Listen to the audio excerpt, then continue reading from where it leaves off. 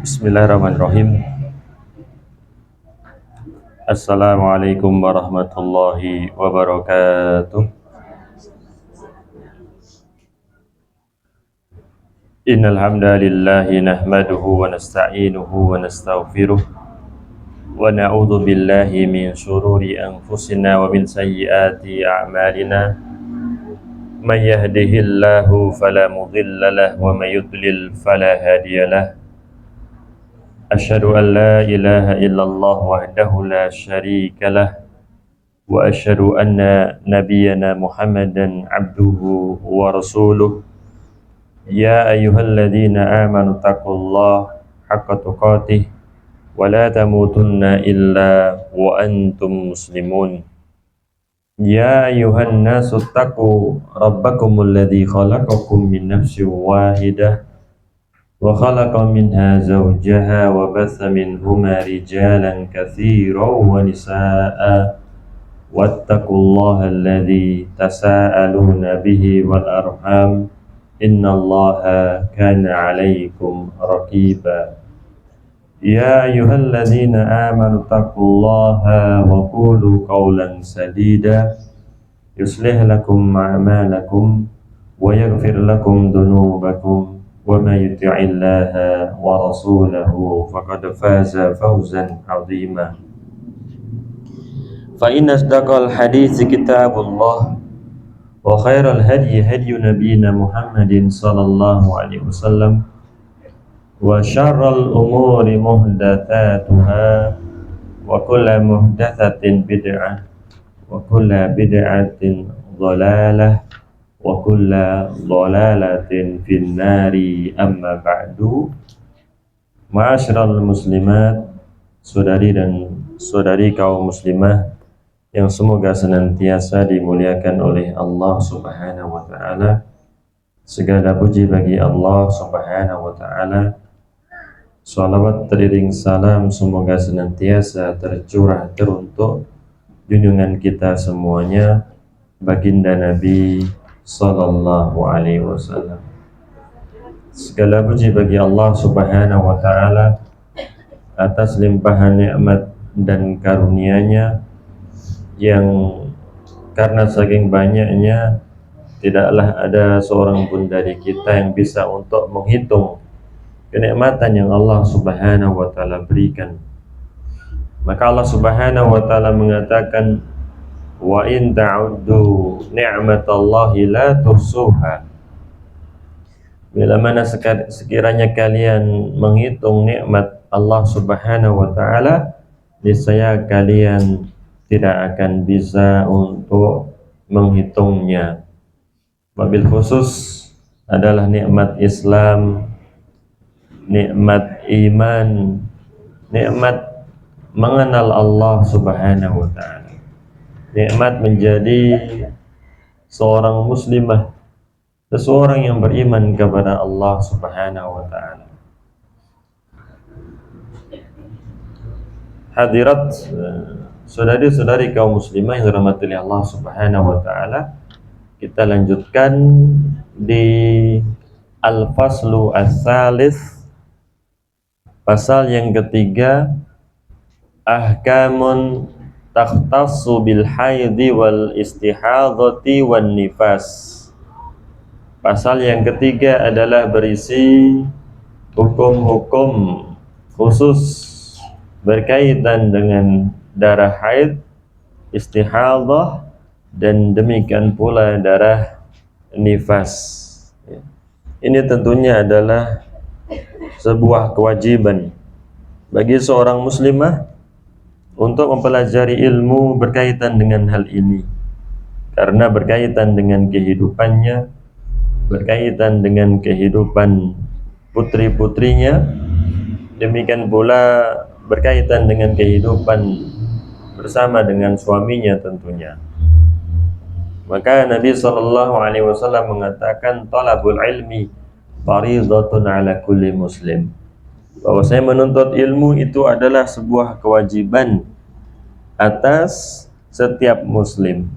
Di antara ilmu yang wajib dipelajari oleh seorang perempuan adalah ilmu berkenaan dengan darah haid ini, hukum-hukum yang berkenaan dengan darah haid ini.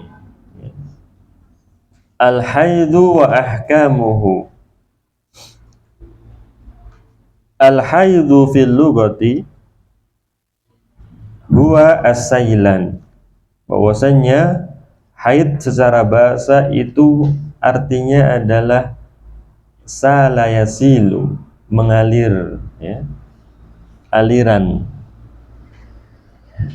Wal haidu syar'an, dan secara istilah syar'i, damun yakhruju min qa'ri rahimil mar'ah,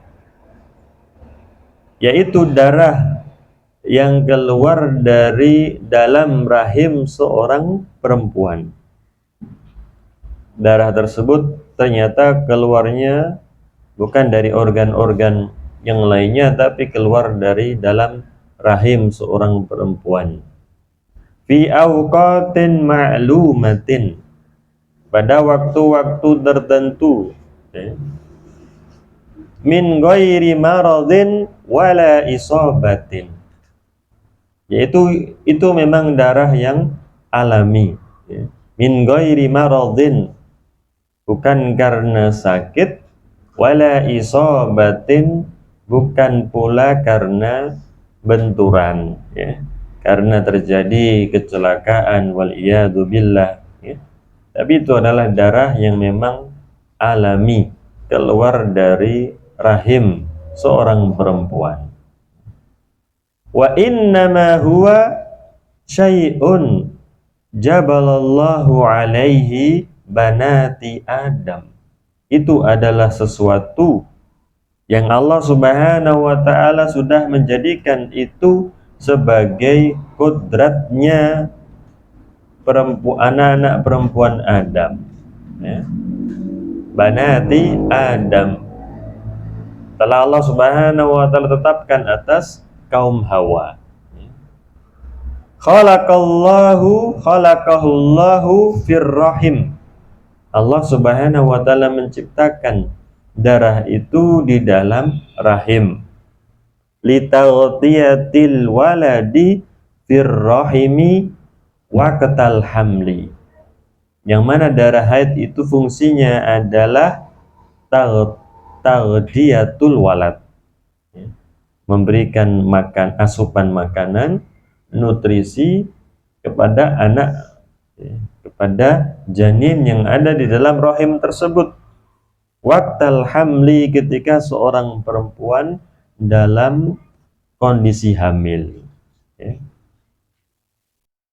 Ternyata ketika seorang perempuan hamil, itu darah adalah gizi, makanan untuk janin yang dikandungnya. Summa yatahawwalu labanan ba'da wiladatihi. Setelah seorang anak itu dilahirkan, berubahlah menjadi air susu, ya. Maka demikianlah kita dapatkan, ya, walaupun mungkin ada kasus 1-2, ya, tapi normalnya adalah seorang perempuan ketika hamil, ya, ketika menyusui, dia tidaklah kemudian datang haid, ya, datang bulan. Fa idza lam takunil mar'atu hamilan wala murdi'an. Syekh Shalih Al-Fauzan hafizahullah mengatakan, bila mana seorang perempuan itu tidak sedang dalam kondisi hamil, tidaklah pula menyusui, baqiya hadzal dam la masraf lahu, maka tentunya darah tersebut tidak ada saluran penggunaannya, tidaklah digunakan, ya, tidak untuk asupan, tidak pula menjadi unsur pembentuk air susu. Fayakhruj fi awqatin ma'lumatin, maka akhirnya darah tersebut itu akan keluar pada waktu-waktu yang tertentu, ya. Ternyata ini adalah diantara hikmahnya Allah Subhanahu wa ta'ala menetapkan, ya, itu adalah kodratnya seorang perempuan. Tu'arafu bil adati awid daurati asyahriyati, dikenal, diketahui dengan kebiasaan atau rutinitas bulanan, ya. Maka dikatakanlah sedang ada tamu, ya, sedang datang bulan. Kemudian yang berikutnya, as-sinnul ladzi tahidu fihi al-mar'ah, di usia berapakah seorang perempuan itu kemudian datang haid. Dan ini, saudari-saudari kaum muslimah yang dirahmati Allah Subhanahu wa taala, adalah yang menjadi pembeda antara laki-laki dan perempuan berkaitan dengan alamat kalau seseorang itu sudah balik, anak itu sudah balik, ya.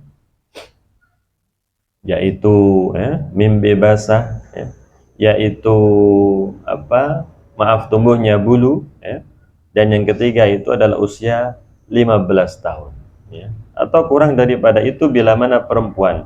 Maka ada alamat yang khusus bagi seorang perempuan, yaitu datang haid, ya. Yang tidak tentunya dimiliki oleh laki-laki, anak-anak yang hanya memiliki 3 tanda tersebut.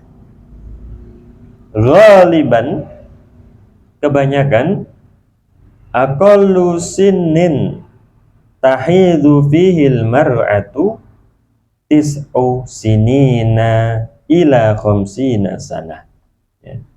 Di usia berapakah seorang perempuan itu mengalami haid?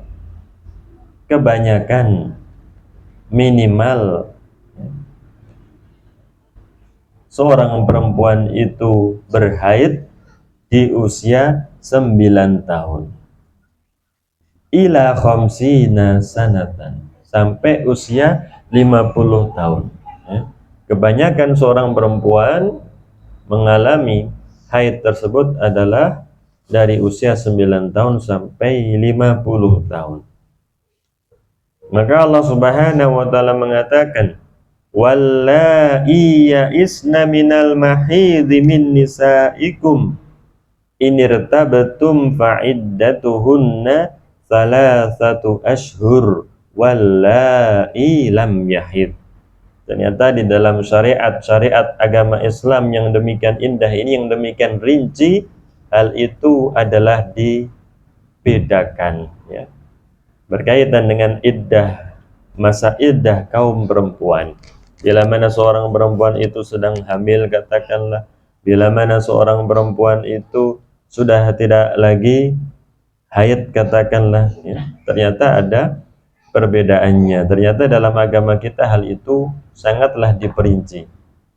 Allah Subhanahu wa taala mengatakan di dalam surat At-Talaq ayat 4 yang artinya, dan kaum perempuan, ya, isna minal mahid, yang sudah tidak lagi datang bulan, ya, sudah menopause, min nisaikum, dari perempuan-perempuan kalian, bila mana kalian itu ragu, maka iddah mereka itu adalah 3 bulan, ya. Iddahnya itu adalah 3 bulan. Wallai lam yahid, demikian pula yang belum datang bulan, ya, yang setelah, yaitu menopause, ya, atau yang sebelumnya, ya, sebelum datang bulan, maka itu adanya iddahnya itu adalah 3 bulan, ya. Berbeda nanti dengan seorang perempuan yang ditinggal meninggal oleh suaminya. Waladina yatawaffawna minkum wa yadharuna azwaja yatarabbasna bi anfusina arba'ata ashhuri wa asyra, kata Allah Subhanahu wa taala bahwasanya iddahnya itu adalah 4 bulan 10 hari. Fallai ya'isna man balaguna khamsina sanah, yang sudah tidak datang haid itu adalah yang sudah sampai usianya 50 tahun, ya. Dan banyak, ya, saudari-saudari yang dirahmati Allah Subhanahu wa taala, hikmahnya, ya. Mungkin di antara hikmahnya itu adalah lebih banyak, ya, bisa untuk beribadah kepada Allah Subhanahu wa taala, ya. Karena tentunya ketika datang bulan tersebut dia tidak bisa sholat, ya, tidak bisa berpuasa. Tapi ketika sudah terputus, sudah menopause, maka banyak kemudian kesempatan, ya, di setiap harinya dia bisa, ya, melakukan sholat atau bisa kemudian melangsungkan ibadah puasa.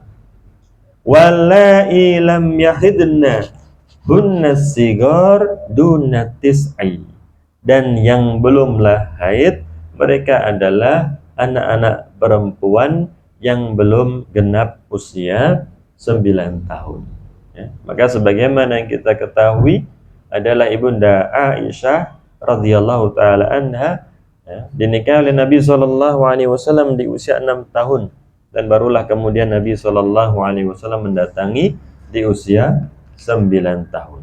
Ini tadi dikatakan oleh Syekh Shalih Al-Fauzan hafizahullah, ghaliban, ya.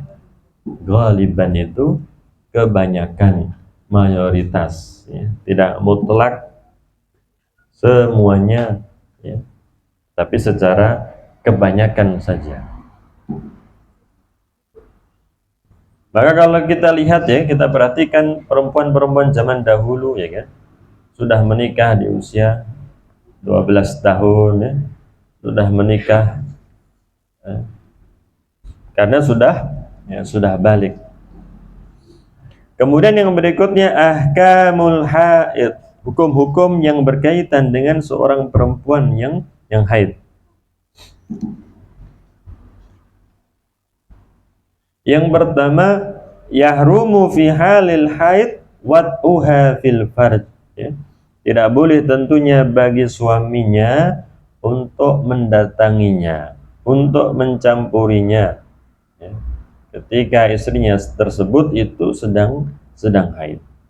Allah Subhanahu wa taala mengatakan, wa yas'alunaka 'anil mahid, mereka bertanya kepada engkau wahai Muhammad berkaitan dengan darah haid, ya. Semangatnya para sahabat, mereka bertanya kepada Rasulullah sallallahu alaihi wasallam, dan yang menjawab adalah Allah Subhanahu wa taala. Yang ditanya Rasulullah sallallahu alaihi wasallam, Allah Subhanahu wa taala yang kemudian menjawabnya.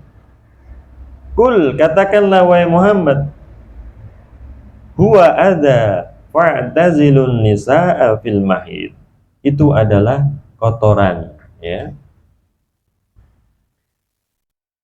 Merasa terganggu seorang perempuan, demikian pula tentunya suaminya. Kul huwa adza, itu adalah kotoran. Fa'tazilun nisaa fil mahid, maka jauhilah, ya, istri-istri kalian ketika haid, ya. Wala taqrabuhunna hatta yatahuru, dan janganlah kalian itu mendekati mereka hingga mereka itu suci, ya. Ini saudari-saudari kaum muslimin dirahmati Allah Subhanahu wa taala. Allah Subhanahu wa taala mengatakan, wa kadzalika ja'alnakum ummatan wasata, dan demikianlah kami menjadikan kalian itu umat yang pertengahan, ya, pertengahan di antara umat-umat yang ada. Bagaimana orang-orang Yahudi itu menempatkan istri mereka yang sedang haid itu di luar rumah, ya. Tidak makan bersama, tidak diajak ngobrol, ya. Orang-orang Yahudi, mereka gulu. Tapi kalau kemudian orang Nasrani, wal iyadzubillah, kebalikannya, mereka meremehkan hal tersebut, bahkan mendatangi istri-istri mereka walaupun sedang datang bulan, ya, sedang haid. Maka Islam agama yang pertengahan, ya. Tidak boleh, ya boleh untuk kemudian ngobrol, makan, ya kan, dibolehkan, hal-hal yang dibolehkan oleh syariat. Fa idza tatahharna fatuhunna min haitsu amarakumullah, bila mana mereka itu sudahlah suci, maka datangilah sesuai dengan apa yang Allah Subhanahu wa taala perintahkan.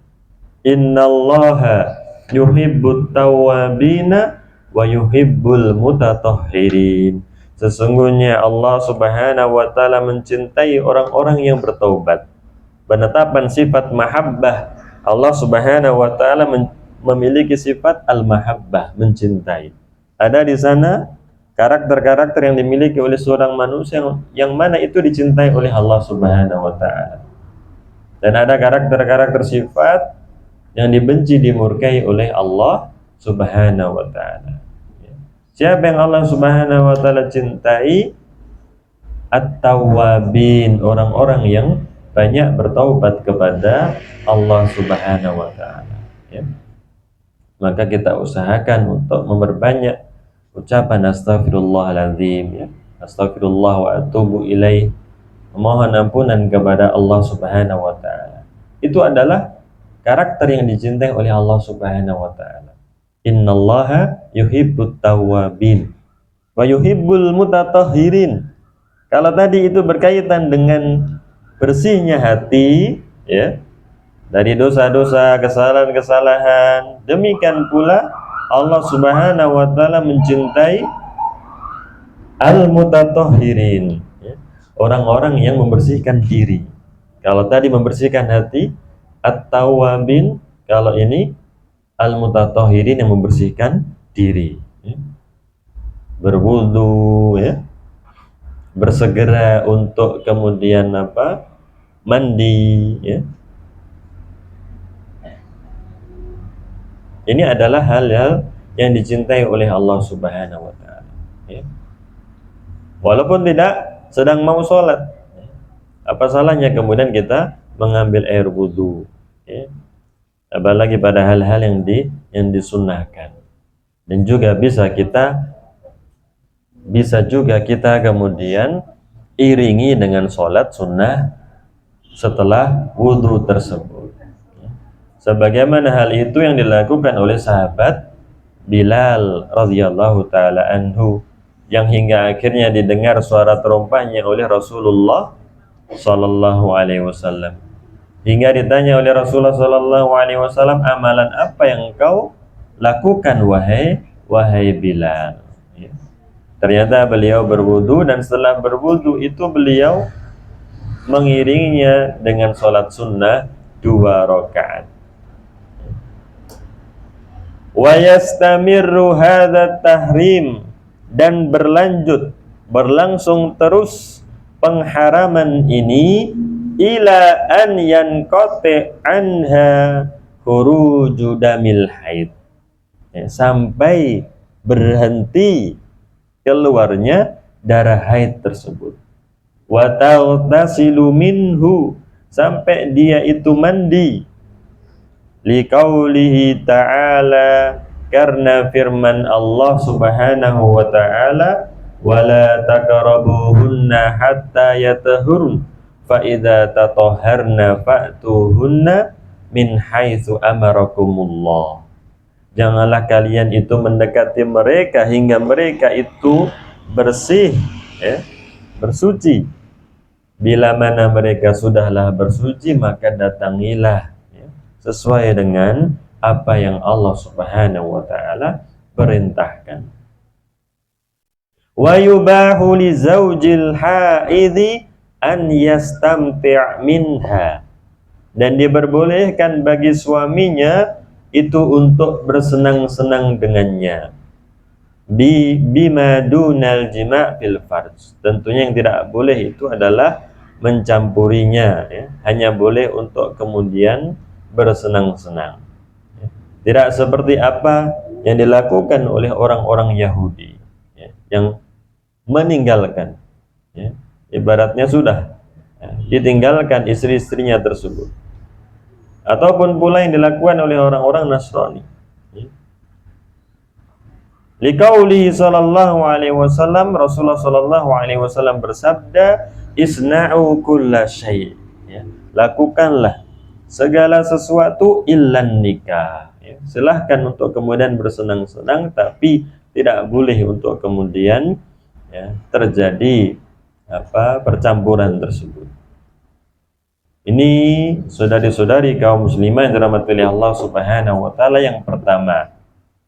Kemudian yang kedua, tatruku al-haidu as-sauma was-salata, Seorang perempuan yang datang haid meninggalkan puasa dan sholatnya.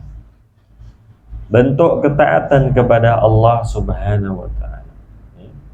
Fi muddati haidhiha wa yahrum alai fi'luhuma. Bahkan diharamkan untuk mengerjakan keduanya. Bahkan bila mana mengerjakan keduanya itu tidaklah sah dan bahkan berdosa. Wala yasihani minha, tidaklah sah puasanya, tidaklah sah pula salatnya tersebut.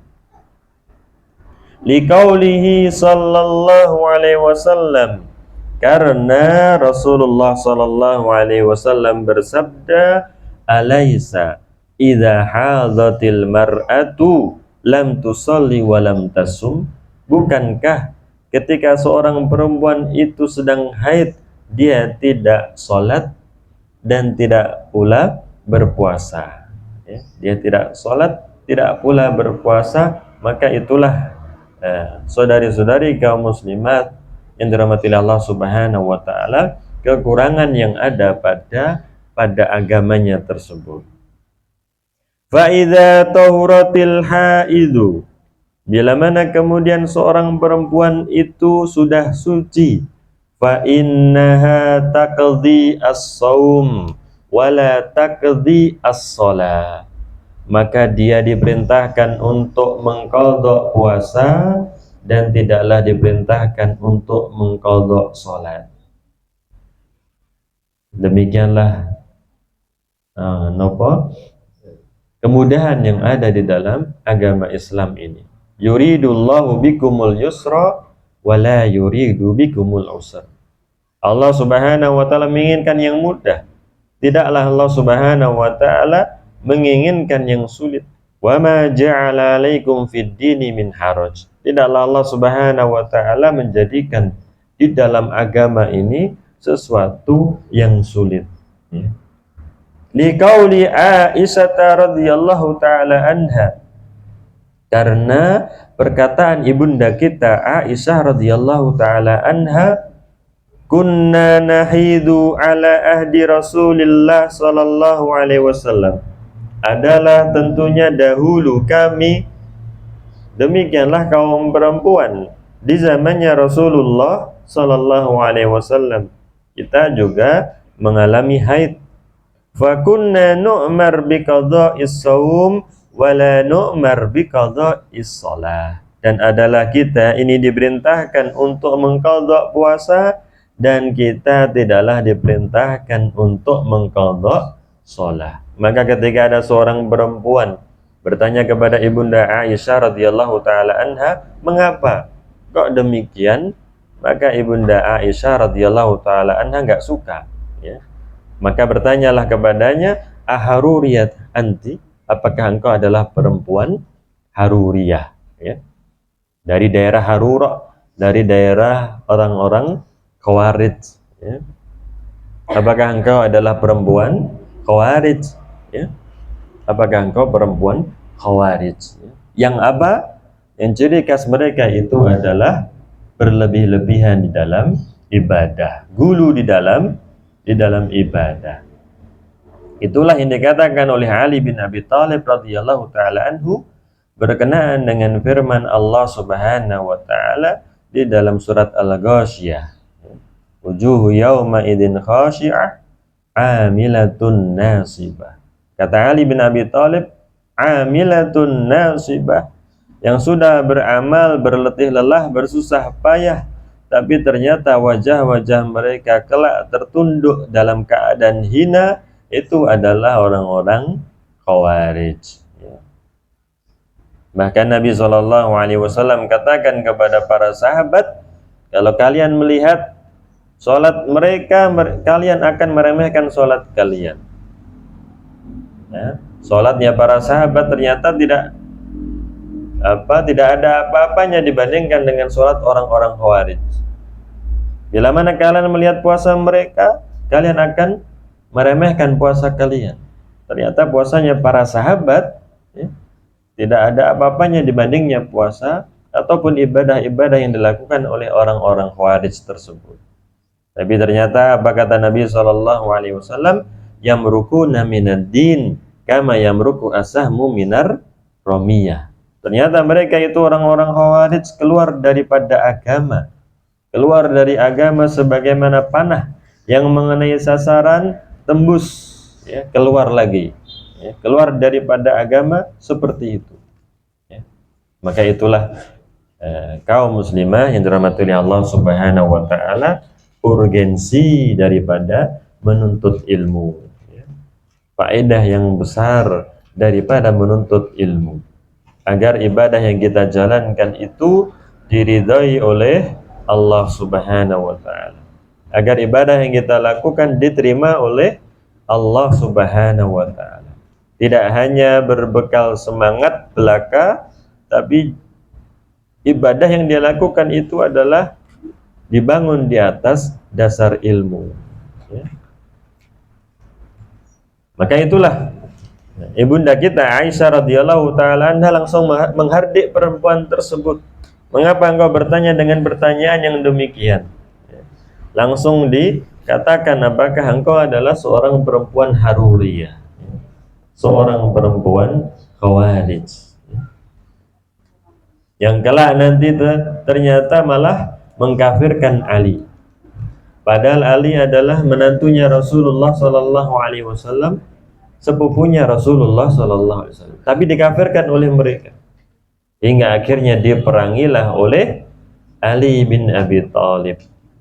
Mereka orang-orang Khawarij diperangi oleh Ali bin Abi Thalib radhiyallahu taala anhu. Wal farqu wallahu a'lam, dan perbedaannya wallahu taala a'lam, anna sholata tatakarrar, karena salat itu berulang, setiap harinya dilakukan 5 kali. Falam yajib qada'uha lil haraji wal masyaqqati, maka tidaklah diwajibkan untuk mengqadanya karena sulit dan berat. Karena berat dan sulit. Inilah rahmat Allah Subhanahu wa taala.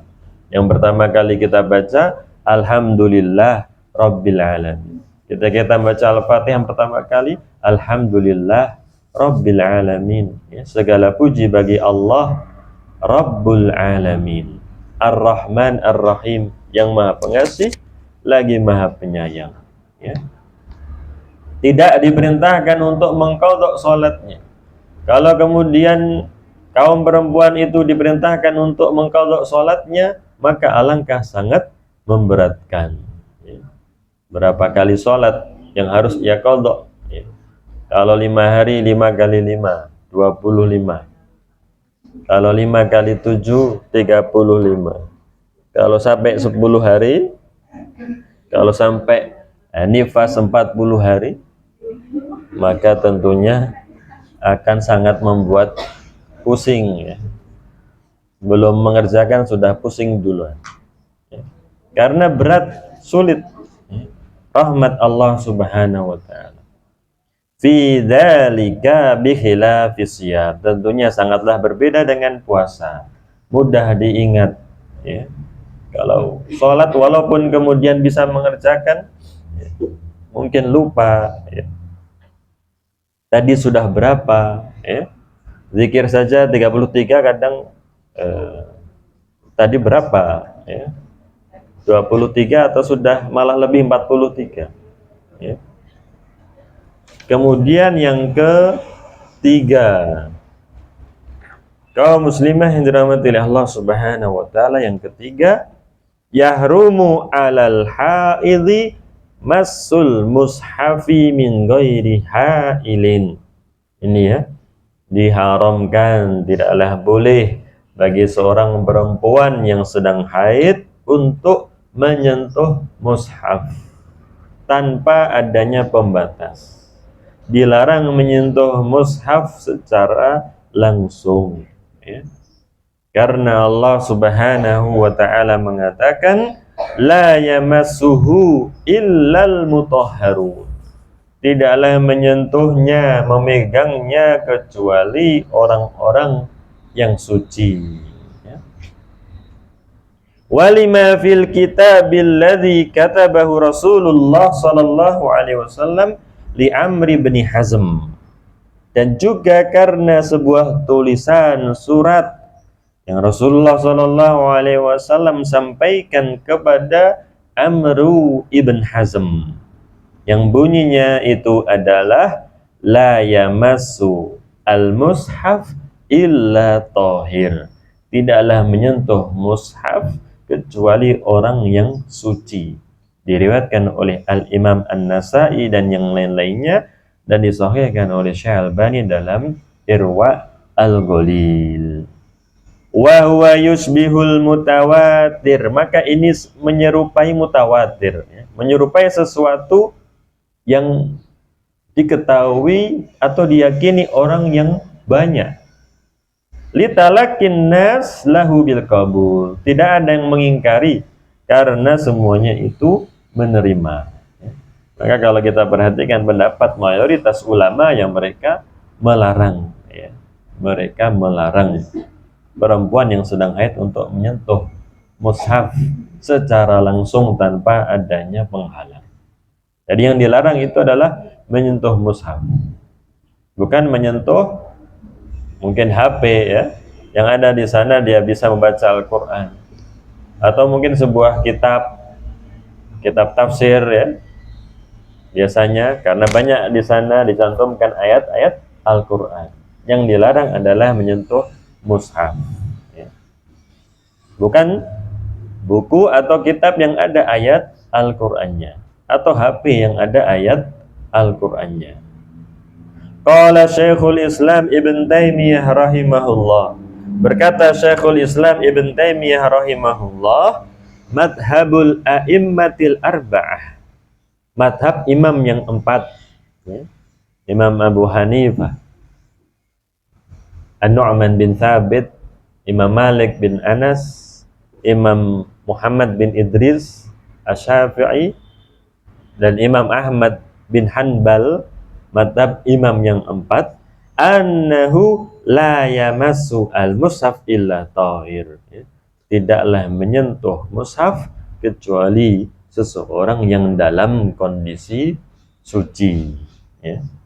Wa amma qiraatul haidhi lil Qur'an, adapun bila mana seorang perempuan yang sedang haid itu membaca Al-Qur'an min ghairi masil mushaf, tanpa menyentuh mushaf, fahiya mahallu khilafin baina ahlil ilmi, ini adalah masalah yang diperselisihkan di antara ahlu ilmi.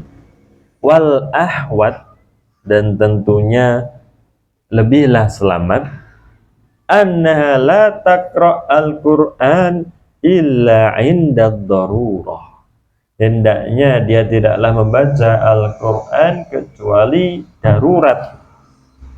Kama idza khasyiyat nisyanahu, seperti bila mana dia itu khawatir kalau lupa. Wallahu ta'ala a'lam. Jadi saudari-saudari kaum muslimin dirahmati Allah Subhanahu wa taala, kalau berkenaan dengan menyentuh mushaf tidaklah boleh. Tapi kalau untuk kemudian membaca, mendengarkan, maka wallahu ta'ala alam itu adalah boleh, ya. Karena berhari-hari, ya, maka tentunya sangat memudaratkan seorang perempuan bila mana berhari-hari itu dia tidak membaca Al-Quran, ya. Maka silahkan untuk kemudian membaca, tapi tidak dari mushaf, ya. Apalagi sekarang walillahil hamd, segala puji bagi Allah Subhanahu wa taala, ya. Di HP pun atau via melalui HP seseorang itu bisa membaca Al-Quran, ya. Maka ini adalah tentunya kenikmatan dari Allah Subhanahu wa taala yang mungkin belumlah dirasakan oleh orang-orang yang 20 tahun lalu, 30 tahun yang lalu, ya, belumlah ada, ya. HP seperti ini kan baru beberapa tahun, mungkin 10 tahunan, 15 tahunan. Itu adalah kenikmatan dari Allah Subhanahu wa Ta'ala. Ini masalah yang ketiga. Kemudian masalah yang keempat, yahrumu 'alal haidhi at-tawaf bil baiti. Diharamkan, tidaklah diperbolehkan bagi seorang perempuan yang sedang haid untuk tawaf, ya, untuk melakukan tawaf. Liqaulihi sallallahu alaihi wasallam li Aisyata lamma hadat, karena sabda Nabi sallallahu alaihi wasallam kepada ibunda kita Aisyah radhiyallahu taala anha ketika sedang haid. Beliau sallallahu alaihi wasallam mengatakan, if'ali ma yaf'al al-hajj, lakukanlah sebagaimana dilakukan oleh orang-orang yang sedang haji. Ghaira alla tatufi bil baiti, tapi janganlah kemudian tawaf hatta tathuri, hingga kamu itu suci, ya, barulah kemudian diperbolehkan untuk melakukan tawaf.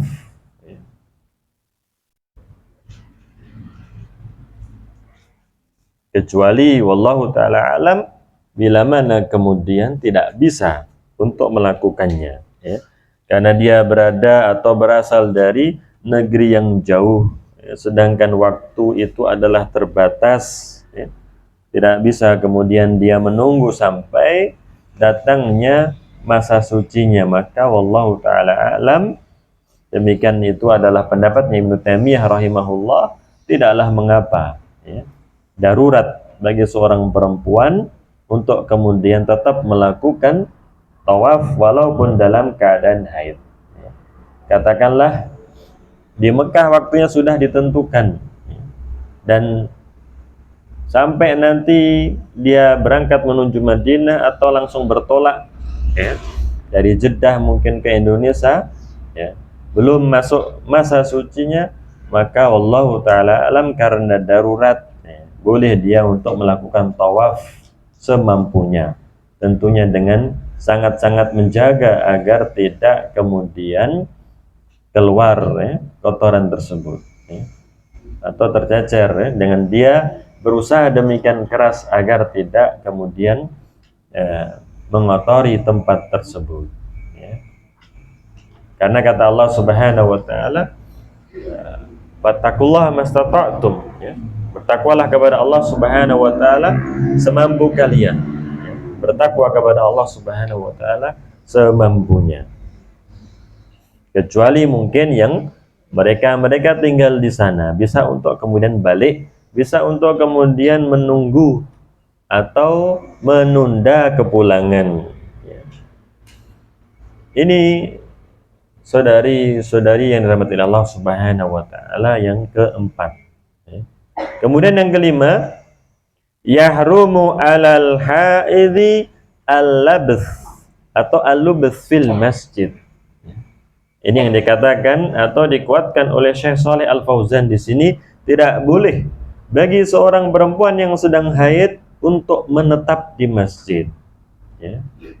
Liqaulihi sallallahu alaihi wasallam, karena Rasulullah sallallahu alaihi wasallam bersabda, inni la uhillu al-masjid li haidin wala li junubin, tidaklah aku halalkan masjid untuk seorang yang haid ataupun seorang yang lagi junub, ya.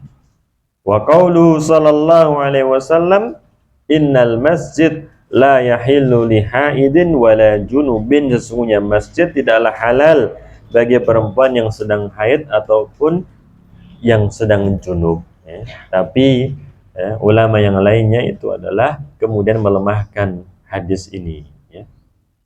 Wa yajuzu laha, dan diperbolehkan untuknya al-murur bil masjid, melintasi masjid, min ghairi labsin, tanpa menetap, li hadithi Aisyah radhiyallahu taala anha, karena hadis dari ibunda kita Aisyah radhiyallahu taala anha yang mengatakan Rasulullah sallallahu alaihi wasallam mengatakan kepadanya, nawilini al-khamrah minal masjid, ya, ambilkanlah untukku alas, ya, dari masjid, ya, agar aku bisa mengenakan, bisa beralaskan sesuatu, ya.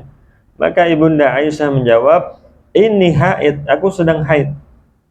Maka kata Rasulullah sallallahu alaihi wasallam, inna haidatiki laisat biyadik, ya. Sesungguhnya haidmu itu tidaklah ada di tanganmu, kata Rasulullah sallallahu alaihi wasallam, ya. Tapi wallahu taala alam, di sana beberapa ulama di antaranya Syekh Khalid Al-Muslih, ya, dan juga ulama-ulama yang lainnya memperbolehkan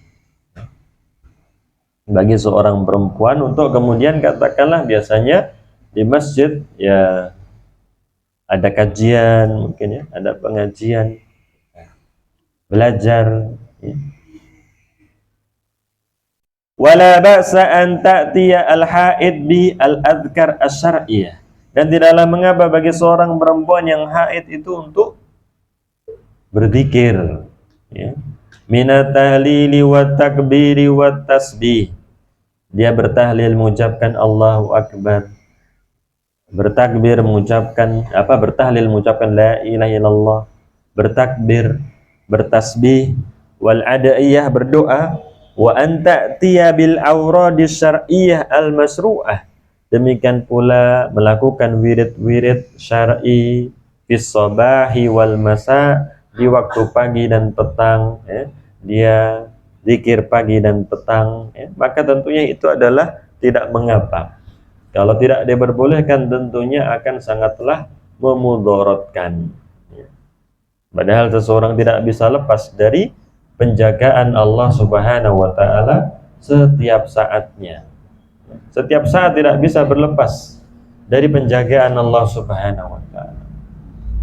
Wa indan naumi, ya, ketika hendak tidur, wal istiqaat, ketika bangun tidur, ya, maka tentunya tidaklah mengapa untuk kemudian dia mengucapkan zikir-zikir tersebut.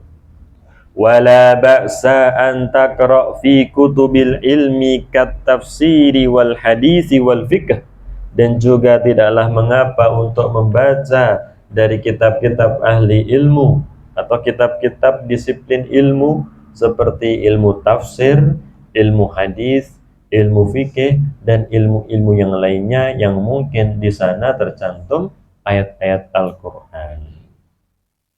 Faedah kemudian hadirin yang dirahmati oleh Allah Subhanahu wa taala, fi hukmi as-sufrah wal qudrah, hukum berkaitan dengan as-sufrah, cairan kekuning-kuningan, wal qudrah, ya, cairan kotor. As-sufrah itu adalah syai'un kasadidi ya'luhu sufrah, mirip seperti nenah, ya, yang kekuning-kuningan. Wal qudrah syai'un kalaunil ma, warnanya seperti warna air tapi kotor. Al wasikh al kadir. Ini perbedaan antara as-sufrah dan al-qudrah. Ternyata dalam agama kita hal ini sudahlah dibahas. Hukum berkenaan dengan as-sufrah wal qudrah. Kalau as-sufrah warnanya yang kuning, kalau al-qudrah ini seperti air tapi kotor, keruh.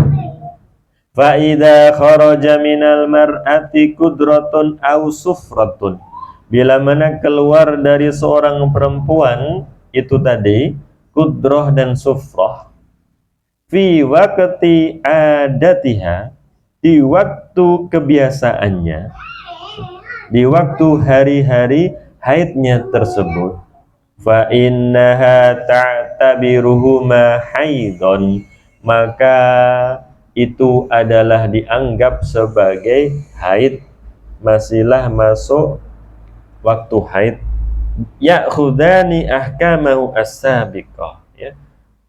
Dan dua hal itu mengambil hukum-hukum yang lalu. berkenaan dengan darah haid, ya. Masih tidaklah boleh sholat, ya. Tidaklah boleh untuk bertawaf. Wa in kharaja minal mar'ati fi ghairi waqtil adati, bila mana ternyata sufrah, kudrah itu keluar dari seorang perempuan di luar waktu kebiasaannya, ya, di luar waktu datang bulannya, fa innaha la ta'tabiruha syai'an, maka dia tidaklah dianggap, ya, nggak usah bingung. Wa ta'tabir nafsaha tahiran, dan hendaklah dia itu nggak usah ragu kalau dirinya itu dalam keadaan suci, ya. Jadi diperhatikan kapan sufrah kudrah itu keluar. Kalau keluar di waktu dia datang bulan, maka itu adalah masih tentunya termasuk haid.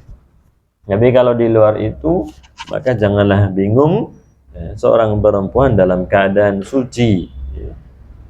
Liqauli Ummi Atiyah radhiyallahu taala anha, hal itu berdasar ucapannya Ummu Atiyah, semoga Allah subhanahu wa ta'ala meridhoinya. Beliau radhiyallahu ta'ala anha mengatakan, kunna la na'uddu al-kutrah wa sufrah ba'da tuhri syai'an, adalah kita dahulu tidak menganggap entah itu kudrah atau sufrah setelah suci, kita tidak menganggapnya, ya.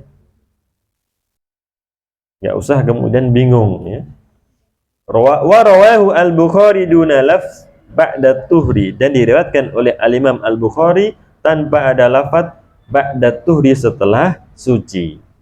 Wa hadza lahu hukmur raf'i inda ahli hadis, maka ini adalah mengambil hukum marfu', ya, sampai kepada Rasulullah sallallahu alaihi wasallam. Walaupun itu ucapannya Ummu Atiyah, tapi kemudian dianggap itu adalah marfu', terangkat sampai Nabi sallallahu alaihi wasallam, li'annahu yu'tabar takriran minan Nabi sallallahu alaihi wasallam, karena itu dianggap takrir, ya. Takrir itu adalah penetapan. Takrir itu adalah Nabi sallallahu alaihi wasallam tidak mengingkari, diketahui oleh Nabi sallallahu alaihi wasallam atau sampai kepada Nabi sallallahu alaihi wasallam, dan Nabi sallallahu alaihi wasallam itu diam. Tanda diamnya Nabi sallallahu alaihi wasallam berarti itu adalah tanda akan kebenaran hal tersebut, ya, atau kebolehan sesuatu itu, ya. Mereka para sahabat makan dop, makan biawak padang pasir, dan Rasulullah SAW diam, ya. Itu menunjukkan boleh atau halalnya binatang tersebut. Seperti ini, itu diucapkan oleh Ummu Atiyah dan tidak ada pengingkaran dari Rasulullah SAW. Wa mafhumuhu annal kudrah wa sufrah qabla tuhri haidun, ya, maka bila mana belum suci muncul sufrah dan kudrah, maka itu adalah haid. Ta'khudani ahkamal haid, hukum-hukum berkenaan dengannya adalah seperti hukum-hukum yang berkenaan dengan haid, ya. Apa yang tidak diperbolehkan, ya itulah yang tidak diperbolehkan. Di antara yang juga yang tidak diperbolehkan itu adalah, ya, kaum muslimah yang dirahmati Allah subhanahu wa ta'ala, ya, itu adalah dikatakan tolak yang bid'ah, ya, mencerai seorang perempuan ketika di dalam masa haidnya tersebut, ya. Itu adalah talak yang bid'ah, ya. Walaupun kemudian sah, ya, talak tersebut, ya, wal iyadzu billah.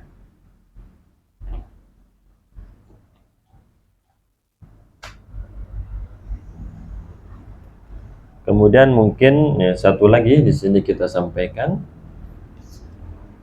faidatun ukhra, faidah yang lain, malladzi ta'rif bihil mar'ah nihaya haidiha, dengan apa seorang perempuan itu tahu akhir daripada masa haidnya. Ta'rifu dzalika bin kita iddam atau tu'rafu dzalika bin kita iddam. Diketahui hal tersebut masa sucinya adalah dengan terputusnya darah. Wa dzalika bi ahadi alamataini, dengan salah satu daripada dua alamat. Jadi ada dua alamat dengan salah satunya. Al-alamatul ula, alamat yang pertama, nuzulul qassatil bayda. Ya, wa hiya bi fathil qaf, yaitu adanya al-qassah al-bayda, cairan putih. Ya. Al-qassah al-bayda itu adalah ma'un abiyad yatba'u al-haid.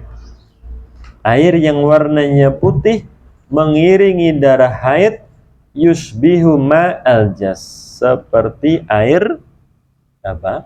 Kapur, ya. Wa qad takunu bi ghairi launil bayad, dan bisa jadi dia itu tidak datang dengan warna putih. Faqad yakhtalifu launuha bi ikhtilafi ahwalin nisa, bisa jadi warnanya itu berbeda sesuai dengan kondisi seorang perempuan. Ternyata tidak mesti kemudian cairan itu berwarna putih, ya. Ini yang pertama, alamat yang pertama, alamat sucinya seorang perempuan. Dan alamat yang kedua, al-alamatu tsaniyatu al-jufuf, ya, tuntas, ya, kering. Wa huwa an tudkhil khirqah au qutnah fi farjiha, ya. Dia masukkan sepotong kain atau sepotong kapas, summa tukhrijuha, kemudian dia mengeluarkannya, jafah, kering, ya, betul-betul kering, laisa 'alaiha syai' la minad dami wala minal qudra awis sufra. Jelas, ya, kering, bersih, tidak ada bekas darah, tidak pula ada bekas kudroh, cairan kotor, wala sufroh, atau cairan kuning tersebut. Bila mana kering, maka insya Allah itu adalah tanda sucinya seorang perempuan. Jadi ada dua tandanya. Tanda yang pertama, keluarnya cairan putih, al-qassah al-bayda, dan yang kedua, dia masukkan kapas atau sepotong kain, dia keluarkan dalam keadaan yang kering, bersih. Mungkin itu saudari-saudari kaum muslimah yang dirahmati Allah Subhanahu wa taala. Mungkin tepat 1 jam tadi kita memulai kajiannya. Semoga dirahmati oleh Allah Subhanahu wa taala. Semoga diridhai oleh Allah Subhanahu wa taala. Mungkin bila mana ada tambahan atau ada pertanyaan bisa disampaikan.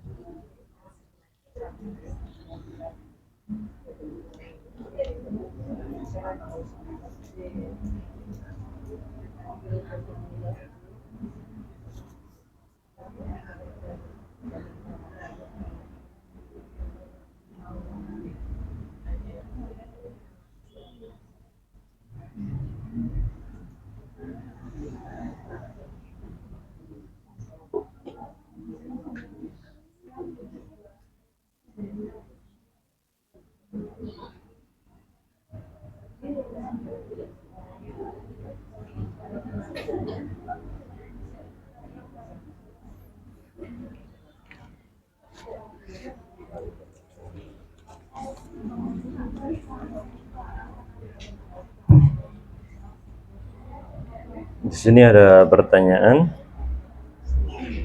Pertanyaan yang pertama. Assalamualaikum warahmatullahi wabarakatuh. Berkaitan dengan perempuan yang haid di nomor 5, tadi telah disebutkan. Yang nomor 5 itu adalah diharamkannya bagi seorang perempuan yang haid itu untuk menetap di masjid.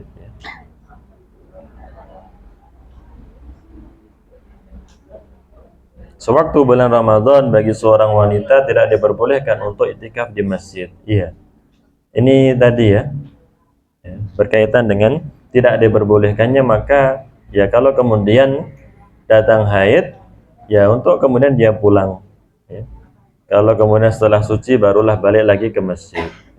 Atau dia mau ikut tapi sedang haid, maka menunggu sampai dia suci barulah kemudian beriktikaf di masjid. Ya. Kemudian pertanyaan berikutnya mengenai sate 02 atau kreco lagi. Apakah sama? Kalau kreco itu hidupnya di air, ya. Kalau hidupnya di air itu maka insya Allah jelas akan kehalalannya ya. Yang banyak yang mengatakan haram adalah bekicot itu ya. Kalau kreco di air ya, atau siput air ya, sama tidak kreco dengan siput air, maka insya Allah itu adalah halal ya. Kalau bekicot itu banyak yang mengharamkan. Yang membolehkan adalah madhab Maliki, madhab yang apa itu lunak berkaitan dengan makanan dalam madhab Maliki. Pokoknya tidak ada dalil yang mengharamkan, maka halal. Maka diantaranya kalau sekarang saya Muhammad Shalih Al-Munajjid ya, yang Allah Ta'ala yang menghalalkan. Tapi banyak yang mengharamkan berkaitan dengan bekicot itu. Tapi kalau kreco itu termasuk binatang air, maka Allah Ta'ala alam adalah halal. Atau disebutkan al-halzun al-ma'i al-bahri ya, di air hidupnya. Yang darat itu yang banyak yang mengatakan tidak diperbolehkan. Kalau hidup di air ya boleh. Tapi kalau bekicot itu tadi ya, kebanyakan mengatakan tidak boleh. Tapi kalau mau mengambil pendapat yang mengatakan boleh, ya maka silahkan, Allah Ta'ala alam. Karena sudah terbiasa, sudah senang ya kan. Kecuali orang yang tidak senang mungkin ya. Di antara menghalalkan bekicot ya Syekh Al-Munajjid ya, Syekh Muhammad Shalih Al-Munajjid hafizahullah. Karena memang tidak ada dalil yang jelas akan pengharamannya, wallahu ta'ala alam. Sesuai dengan poin yang ketiga, kalau mushafnya ada terjemahan baik per ayat ataupun berkata, bolehkah menyentuhnya? Kalau itu dikatakan mushaf, maka wallahu ta'ala tidak boleh ya. Ada terjemahan di sampingnya ya. Maka tadi ya, wallahu ta'ala alam, amannya itu memakai HP ya, atau memakai kitab tafsir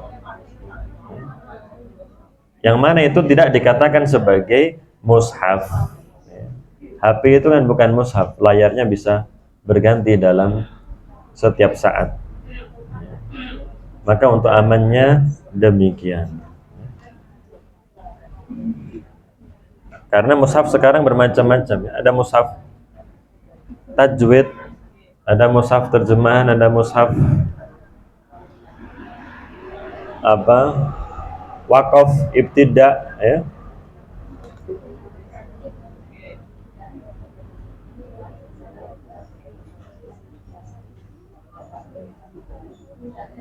Jika perempuan sedang haid kemudian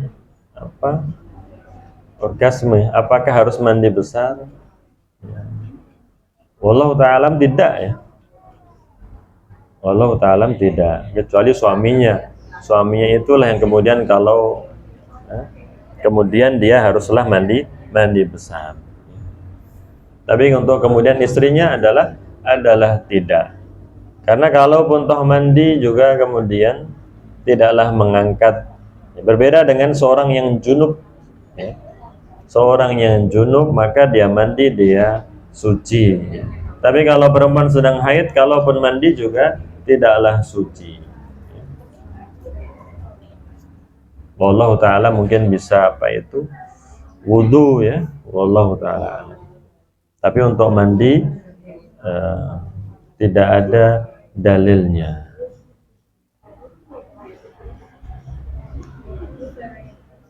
Maka ini adalah diantara yang apa? Pendapat yang mengatakan bahwasanya tidak boleh menyentuh mushaf. Orang junub dikiaskan perempuan atau membaca Al-Quran ya, perempuan dengan seorang yang lagi junub. Padahal tentunya berbeda antara perempuan yang haid dengan yang sedang junub ya. Karena kalau junub maka dia bisa mandi langsung selesai. Tapi kalau kemudian sedang datang bulan maka dia tidak bisa kecuali menunggu hingga nanti datangnya masa suci kemudian mandi. Wallahu ta'ala alam. Mungkin ini saudari-saudari kaum muslimah yang dirahmati oleh Allah Subhanahu wa ta'ala yang bisa kita sampaikan di kesempatan yang mulia ini. Jazakumullahu khairan wa barakallahu fikum. Subhanakallahumma wa bihamdika asyhadu an la ilaha illa anta astaghfiruka wa atubu ilaik. Wa akhiru da'wana alhamdulillahi rabbil alamin. Wassalamualaikum warahmatullahi wabarakatuh.